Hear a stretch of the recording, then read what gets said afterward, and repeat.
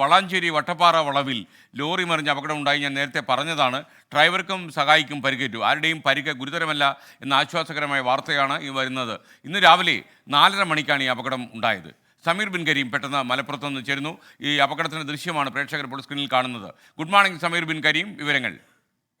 Very good morning SKN. ദേശീയപാത 66 സ്ഥിരം അപകട മേഖലയായ വട്ടപ്പാറ വളവിലാണ് സവാള കയറ്റി വന്ന ലോറി മറിഞ്ഞിരിക്കുന്നത്. പ്രധാന വളവിൽ ലോറി നിയന്ത്രണം വിട്ട് മറിയുകയായിരുന്നു എന്നുള്ളതാണ് ദൃക്സാക്ഷികൾ വ്യക്തമാക്കുന്നത്. കോഴിക്കോട് ഭാഗത്തു നിന്നും തൃശൂർ ഭാഗത്തേക്ക് പോയ ലോറിയാണ് ഇത്തരത്തിൽ അപകടത്തിൽപ്പെട്ടിരിക്കുന്നത്.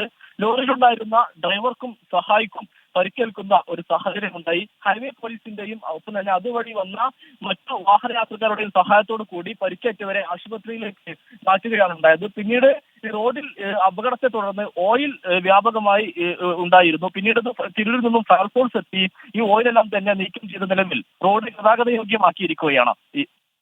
Okay, thank you Sameer Bin Kareem.